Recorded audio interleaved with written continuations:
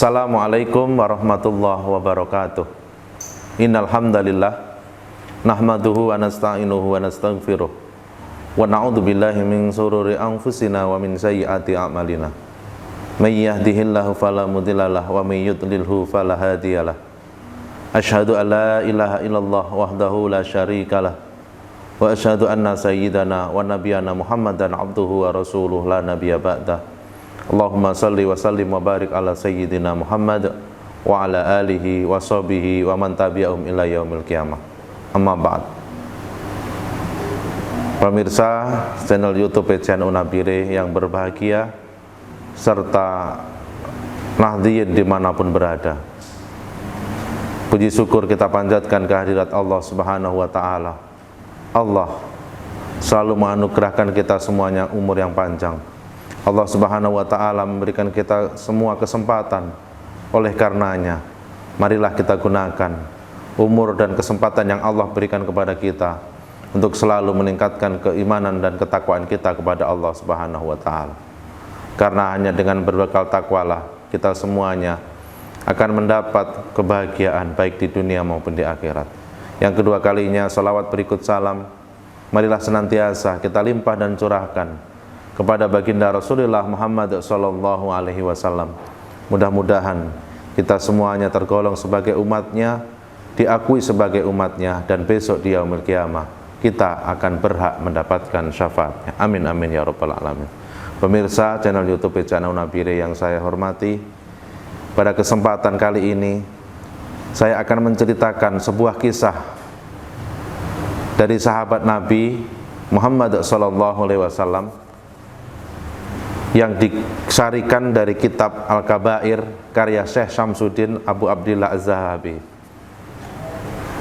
Diceritakan bahwasannya pada zaman Nabi dahulu ada seorang sahabat Nabi yang sangat taat.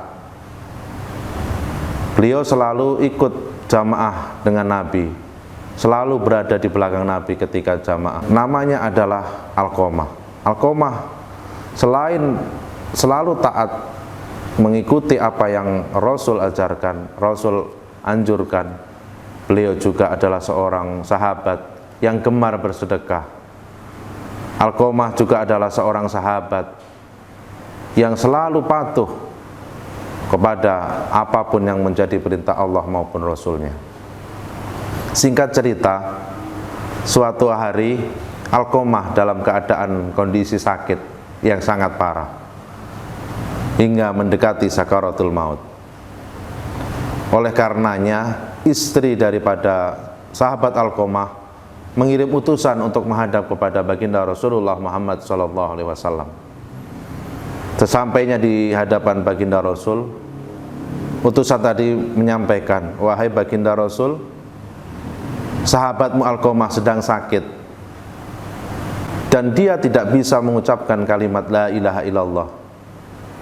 Mendengar cerita dari utusan tadi, Rasul memerintahkan sahabat Bilal berikut dengan sahabat yang lain untuk pergi ke rumahnya sahabat Alqamah. Sesampainya di sana, betul apa yang disampaikan utusan tadi. Sahabat Alqamah dalam keadaan sakaratul maut, namun susah untuk mengucapkan kalimat la ilaha illallah. Kemudian sahabat Bilal mencoba untuk membisikkan atau mengajarkan kalimat la ilaha illallah, akan tetapi lidahnya keluh, kecuali yang diucapkan hanya la, tidak. Melihat itu, kemudian sahabat Bilal kembali menghadap baginda Rasul, diceritakan apa yang sudah disampaikan tadi. Kemudian baginda Rasulullah Muhammad SAW berangkat untuk pergi ke rumah Alqamah. Sesampainya di sana, Nabi pun berusaha untuk bagaimana bisa membuat sahabat Alqamah untuk bisa mengucapkan kalimat la ilaha illallah Muhammadur Rasulullah. Akan tetapi sama, lidah daripada sahabat Alqamah seakan terkunci, kaku, tidak bisa mengucapkan kalimat la ilaha illallah, meskipun itu baginda Rasul yang langsung untuk membimbingnya. Melihat kejadian tersebut, Kemudian baginda Rasulullah Muhammad SAW bertanya kepada sahabat dan juga masyarakat di sekitar itu, adakah ayah daripada Alqamah masih hidup? Jawab orang yang ada di situ, ayah daripada sahabat Alqamah sudah meninggal ya Rasul, akan tetapi ibunya masih ada, meskipun sudah dalam keadaan yang sudah sangat sepuh atau sudah keadaan yang sangat tua renta. Melihat atau mendengar cerita daripada orang sekitar, kemudian Nabi besar Muhammad SAW mengutus utusan untuk menemui ibu daripada sahabat Alqamah. Sampaikan kepada ibu daripada sahabat Alqamah, jika beliau masih kuat dan berkenan untuk menemuiku di sini, maka aku persilahkan. Akan tetapi jika beliau tidak berkenan atau sudah tidak kuat untuk menemuiku di sini, biar aku yang pergi ke sana. Utusan tersebut menyampaikan kepada ibunda daripada sahabat Alqamah. Apa yang disampaikan ibunya Alqamah, biar aku sendiri yang berangkat menemui Rasulullah Muhammad SAW. Sesampainya di hadapan Rasul, setelah mengucapkan salam, kemudian baginda Rasulullah Muhammad SAW bertanya kepada ibu daripada sahabat Alqamah, bagaimana keadaan sahabat Alqamah? Ya Rasulullah, Alqamah adalah seorang hamba yang patuh, selalu sholat, baik itu sholat sunnah maupun sholat fardu bersamamu, rajin bersedekah, gemar bersedekah, dan juga selalu mengajak kepada hal-hal kebaikan. Bukan itu yang aku tanyakan. Adakah sesuatu yang terjadi antara engkau dengan anakmu Alqamah? Ada ya Rasulullah. Ada suatu hal yang membuat aku sakit hati atas perbuatan daripada Alqamah. Mendengar cerita daripada ibunda daripada Alqamah, Nabi kemudian jadi tahu bahwasannya itulah penyebab kenapa kemudian sahabat Alqamah susah untuk mengucapkan kalimat la ilaha illallah Muhammadur Rasulullah. Lalu kemudian Nabi bertanya lagi kepada ibunda daripada sahabat Alqamah, hal apa yang menjadikan engkau kemudian susah untuk melupakan atau susah untuk memberikan maaf kepada sahabat Alqamah? Karena dia sudah sangat menyakitiku, dia lebih mementingkan istrinya daripada aku, dia sudah durhaka kepadaku. Mendengar penuturan daripada ibu Alqamah, kemudian Nabi memohon agar supaya ibunda daripada sahabat Alqamah tadi memberikan maaf atas sikap yang sudah dilakukan oleh Alqamah. Apa jawaban dari ibunda tadi? Tidak, aku tidak bisa memaafkan ya Rasulullah.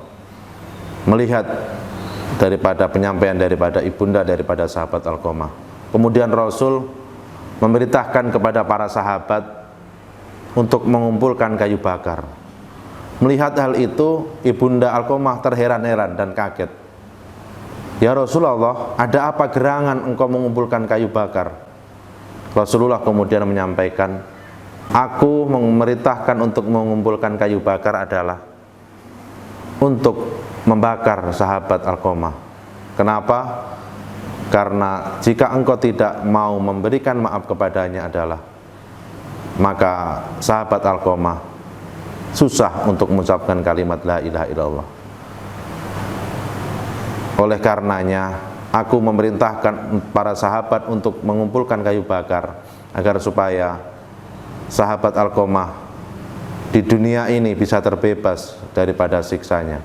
Mendengar penyampaian dari baginda Rasul, ibunda daripada Alqamah tidak tega melihat anak atau buah hatinya dibakar hidup-hidup. Kemudian singkat cerita, ibunda daripada Alqamah kemudian bersaksi bahwasannya, aku bersaksi kepada Allah, kepada Rasulmu, dan juga kepada orang yang ada di sekitar sini. Aku bersaksi bahwasannya hari ini aku memaafkan Alqamah.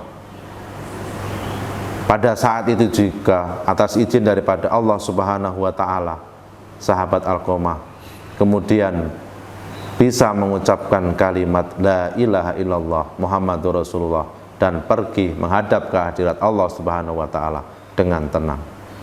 Hadirin jamaah Nahdliyin dimanapun berada, pemirsa channel YouTube PCNU Nabire yang berbahagia. Dari kisah tadi dapat kita ambil beberapa pelajaran. Yang pertama adalah sebanyak apapun amal ibadah kita, kita rajin bersedekah, kita rajin membayar zakat, kita rajin berinfak, tidak pernah meninggalkan apapun yang menjadi perintah Allah Subhanahu wa taala. Kita lalai dengan orang tua kita, khususnya ibu, maka itu semuanya akan menjadi sia-sia di mata Allah Subhanahu wa taala. Ridallah fi ridha waliden wa suhtullah fi suhti waliden. Ridha Allah tergantung daripada ridha kedua orang tua, dan murka Allah juga tergantung karena murka kedua orang tua. Oleh karenanya, mari kita semua sama-sama, selagi kita mungkin yang masih ada orang tua, mari kita berbakti kepada kedua orang tua. Kita doakan kedua orang tua kita. Kita banyak membaca suratul Fatihah, khususnya ketika kita selesai melaksanakan sholat fardu. Dan jika kita semuanya, orang tuanya, ada yang sudah dipanggil menghadap ke hadirat Allah Subhanahu wa taala, doakan kedua orang tua kita, atau doakan orang tua kita yang mungkin sudah dipanggil menghadap ke hadirat Allah Subhanahu wa taala. Karena doa daripada anak yang soleh, pahalanya akan terus mengalir kepada kedua orang tua ataupun salah satu daripada orang tua yang sudah dipanggil menghadap ke hadirat Allah Subhanahu wa taala. Pemirsa channel YouTube PCNU Nabire yang berbahagia, itulah diantara intisari atau kisah daripada sahabat Alqamah yang kita bisa ambil pelajaran, bahwasannya kita semuanya tidak boleh durhaka kepada orang tua. Kita tidak boleh sampai membuat hati sakit kedua orang tua. Karena apa? Manakala mereka sakit hati dengan kedua orang tua kita, yang kemudian membuat orang tua marah dengan kita, maka yang terjadi adalah kita semuanya susah untuk mengucapkan kalimat la ilaha illallah Muhammadur Rasulullah. Oleh karenanya, sisa umur yang Allah berikan kepada kita, mari kita gunakan untuk berbakti kepada orang tua. Mari kita gunakan untuk bagaimana bisa membahagiakan kedua orang tua. Jangan sampai sekali-kali kita membuat sakit hati kedua orang tua. Karena Allah Subhanahu wa taala pernah menyampaikan, jika pada pagi hari Allah murka dengan kita, tetapi pada siang harinya atau pada saat itu orang tua ridho dengan kita, maka yang terjadi adalah Allah pun kemudian akan ridho dengan kita. Tetapi sebaliknya, jika di pagi hari orang tua murka dengan kita, tetapi Allah Subhanahu wa taala ridho dengan kita, yang terjadi sebaliknya adalah Allah pun akan murka dengan kita. Mungkin itu yang bisa saya sampaikan. Mudah-mudahan kita semuanya oleh Allah Subhanahu wa taala diberikan kesempatan untuk bagaimana bisa membahagiakan kedua orang tua kita, baik yang sudah dipanggil menghadap ke hadirat Allah Subhanahu wa taala maupun yang masih hidup. Mungkin itu yang bisa saya sampaikan. Mohon maaf atas segala kekurangan. Wallahul muwaffiq ila aqwamit thoriq. Wassalamualaikum warahmatullahi wabarakatuh.